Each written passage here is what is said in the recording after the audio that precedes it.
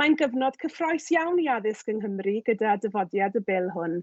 Mae'n bwysig bod y dystiolaeth i gefnogi unrhyw ddiwygio yn gadarn a bod y prosesau o fewn y cwricwlwm yn rhai sydd yn cryfhau'r ddarpariaeth ac yn cydweddu gyda meysydd strategol eraill Llywodraeth Cymru. Ond pryderwn fod adran 3.2 sydd yn cynnwys y Saesneg fel rhan fandadol am ddau rheswm. Yn gyntaf, gan nad ydym wedi gweld unrhyw dystiolaeth i gefnogi cynnwys y Saesneg, ac yn ail, gan ei fod yn amharu ar y broses bresennol o drochi plant yn y Gymraeg yn y blynyddoedd cynnar, ac yn creu sefyllfa lle y byddai ysgolion a darpariaethau unigol yn gallu gweithredu yn erbyn polisi awdurdod lleol trwy'r weithred o ddatgymhwyso'r Saesneg, fel a welir yn adran 26 a 27.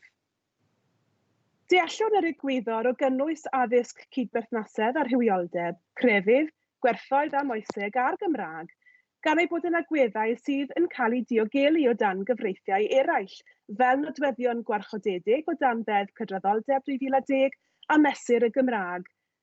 Mae'r Saesneg yn iaith fwyafrifol yn ein cymunedau, ond rhaid cynllunio'n fwriadus ar gyfer y Gymraeg a dyma'r cyfle.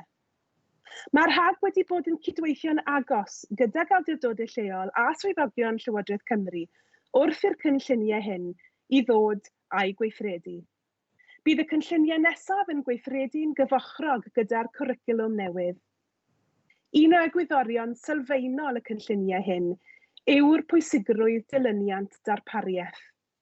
Mae rheoliadau y cynlluniau hyn mewn addysg sydd wedi bod mewn grym ers Ionawr 2020 wedi gosod yn glir ei bod yn ddisgwyliad i awdurdodau lleol gynllunio'n fwriadus o'r cyfnod cyn ysgol hyd at gyfnod o 16.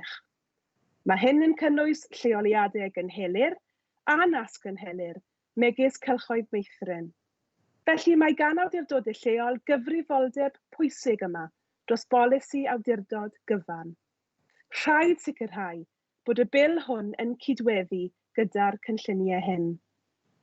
Gofynnwn felly, i ddileu'r Saesneg yn llwyr o adran 3.2, neu ddileu'r angen i weithredu'r elfen o ddatgymhwyso drwy oedi cyflwyno'r Saesneg tan gyfnod allweddol 2 o leiaf.